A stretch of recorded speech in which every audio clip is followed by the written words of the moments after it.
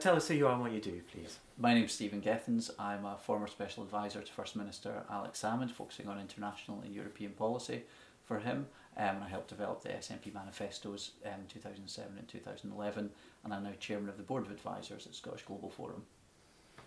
Thank you very much. So you have, tell us how long you've been involved with the nationalist movement. Right, well, I've been involved with the SNP since around about the time I left school and went to university, so for a long time. I've been a member of the SNP for 20 years now. So I'm a long-standing member of the party. In fact, when I joined the party, we had 3 MPs, and that was it. So it wasn't a great career move at the time, but the movement's grown, and I've been lucky enough to have been part of that journey as well. So what pulled you to it to begin with, first of all? I think that there were a number of reasons. I think there were obviously family and friends who were interested, but for me, I've always been interested in Scotland and the world and in Scotland's international outlook. And I always just wanted Scotland to become an ordinary country with ordinary relationships with the rest of the world. And I've always thought that the form of that isolationism isn't in becoming independent. Isolationism is not becoming independent and having to do your business with the rest of the world through the medium of London. I've always thought, with no disrespect to our English neighbours, and it's our most important relationship, I've always thought we could do better than that, and I've always thought that it would be great if Edinburgh was a proper capital again. And how have you seen the Scottish nationalist movement grow? I mean, when it started, it was very different from what it is now. It was different to a certain extent. I think what's changed is that more people are aware of it now.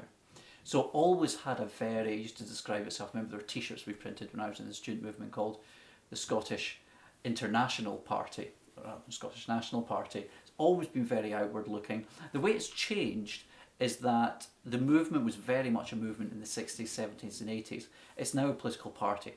Devolution changed things as well, because what devolution did was devolution meant that the SNP had a prospect of government, which and it fulfilled that prospect in 2007. So I think devolution's changed the SNP, but that's the right thing, because devolution's changed Scotland as well. I suspect both for the better. Sorry. What do you think? So you're interested in the role that Scotland could play in the world. Yeah. Where do you see where we have a lot of potential? Where do you see that potential? I see a potential in a number of areas. I mean, obviously we have our economic potential, because Scotland is a net contributor to the Treasury, and we're a rich country. But I think that you only fulfil that economic potential properly when you have the normal economic levers to grow your country, make it more prosperous and make it fairer.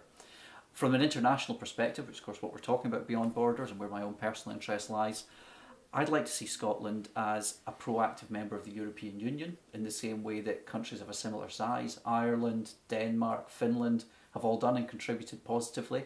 I think that'd be good for the rest of the UK, because from a European context, obviously Scotland will be able to argue for its priorities in Brussels as a full member state.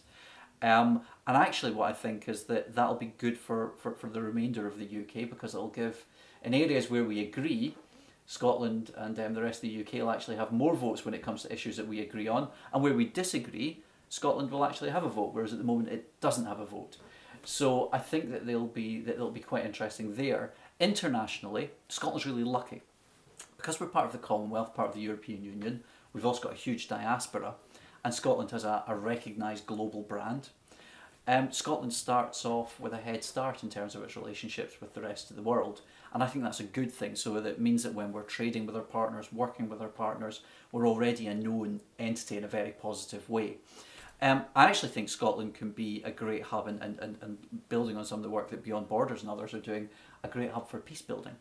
Because what we've seen in the past is that a number of, in different conflict areas, they've tried to come to Scotland to act as a neutral broker, and some similar sized countries, Norwegians, have been very good at that.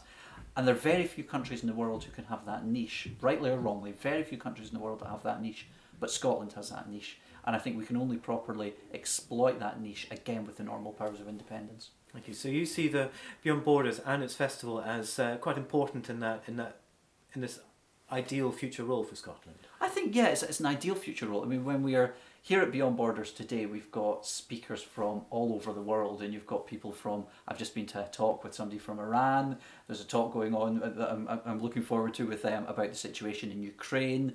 You've also got Syrians, Palestinians, Israelis. I mean, it brings people together, and it brings people together in a neutral but friendly venue. And that's a good thing, to get people talking to one another in this kind of venue. So I actually think that independence will be good for Beyond Borders, because it'll mean that you can grow, especially if you've got a growing capital city just on your doorstep here.